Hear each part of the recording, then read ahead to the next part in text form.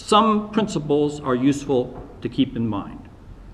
One is the United States has many different interests, and it is generally not an effective strategy to put one U.S. interest against another interest. To link human rights and trade is asking the United States to make a choice as to which is more important to us.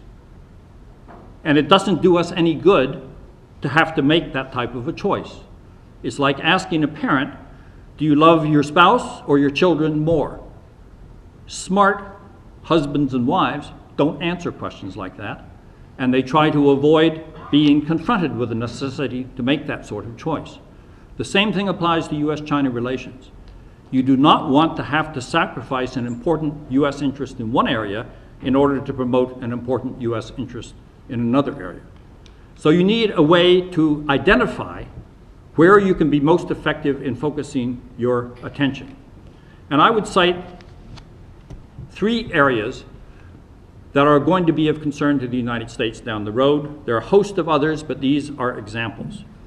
One is the issue of the energy, one is the issue of the environment, and one is the issue of our trade and financial relationship. Now, in energy and the environment, I would argue, essentially, we should be cooperating with China. Not only because we and China, as in the case of energy, are the world's big consumers of energy and big producers of greenhouse gases, but because China simply can't develop. It cannot raise the living standards of the Chinese people if it is not able to find the energy resources necessary to sustain its economic growth. If the United States does not conserve energy and China and India continue developing as rapidly as they are, we are going to either run out of global resources or we are going to drive the prices of the resources so high that it will damage the interests of our own people. So this is an area where we in China have an enormous interest, and it's not simply in the broad strategic issue of trying to manage effectively global energy resources. There are practical implications. We have good technology for improving energy efficiency. That means there are possibilities for business relationships with China that can benefit both countries. The same applies to the environment. China is going to be dependent not on oil, but on coal for most of its power resources for the indefinite future. And coal is a highly polluting form of energy, and there are forms of technology that have not been used on a wide scale yet because of the cost factors that could be extremely important for China's future economic development if they can be applied effectively. These are areas where we in China should be working together, because in the eyes of the rest of the world, we are two of the worst perpetrators of environmental damage to the globe because of the volume of greenhouse gases that we produce. Now let's take issues such as trade and some of the financial issues. There are exchange rate issues. There are trade imbalance issues. There are issues of intellectual property protection. There are a host of other issues. But those three are some of the really important ones. Now, is this an area where Congress should be focusing its attention? The answer, I would say, is Congress needs to show that it is concerned about these issues. But in many cases, Congress is not the best instrument for trying to find the solutions to these problems. We have mechanisms set up in the executive branch, specifically now the Strategic Economic Dialogue, which meets twice a year, which provides something that was been missing before, which is high-level, deep engagement on issues such as trade imbalance and exchange rates.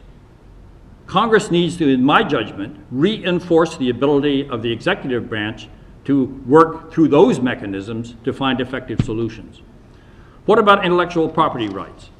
It's important that Congress show that it's concerned about protection of American property, because it needs to reinforce the efforts of people in China who recognize that China needs to improve its performance in this area and that it's vital for China's own economic growth to be able to protect intellectual property better. But does that mean that Congress should set rules on handling of intellectual property, and particularly should it get into areas that would put us in violation of our World Trade Organization obligations? The answer is no. Anytime the United States sets a standard of violating the international agreements that we are party to, we are essentially setting an example for other countries to violate those agreements when they wish to, and it undermines our ability to pursue the mechanisms set up in these organizations to address these sorts of problems. So there are areas where Congress needs to focus attention, but to try to produce the solutions in Congress, I think, is not the best approach. So how do you balance these types of issues with the strategic issues I cited earlier in order to manage our relationship with China? The answer is you do it through a balanced relationship. A relationship in which you can express your views strongly in areas that touch your interests very directly without creating misunderstanding on the other side as to the reasons for your concern. Let me give you an example. In every developing country in the world, when the United States raises environmental and labor practice concerns, the conclusion on the part of the other country is we're trying to hold back their growth.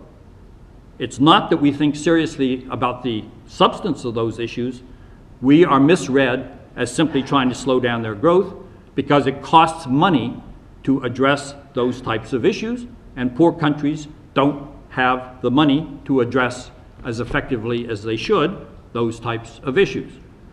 So if we want to advance our interests in these areas, it's important that China understand that we're advancing those concerns because of the substantive factor and not because we're concerned about a China which is becoming more prosperous and we want it to be slowed down so that we can keep our preeminent position in the world. This shows the complexity of the type of relationship we need to pursue with China, and to do it effectively, Congress and the executive branch each have roles to play.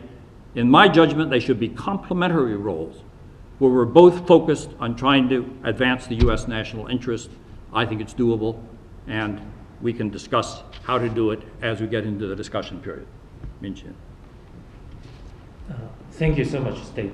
Stape is also a boss of mine, because Stape is a trustee of the Carnegie Endowment, and we're very lucky to have Stape as our trustee. I want to approach this issue from a Beijing perspective, because I think we often discuss U.S.-China relations in Washington from the U.S. perspective, and then we tend to lose what the other side views this relationship. Some of us who work in this field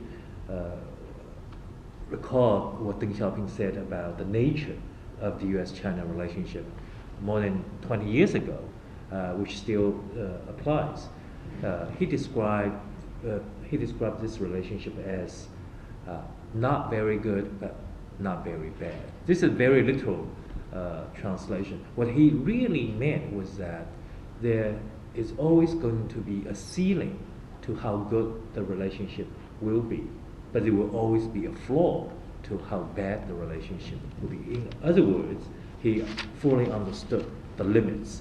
And history of the last 2 decades, which also included Tiananmen, the end of Cold War, and the rise of China, turns out to back up his observation. That's because I think he understood in this relationship there are mutual interests, which Ambassador Roy described. There were also conflicts of interests. The conflicts of interests will mean that there's a limit to the relationship. The U.S.-China would not become allies.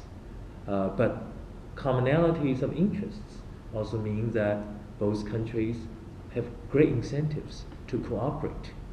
That means there's always going to be a flaw to how low the relationship will sink.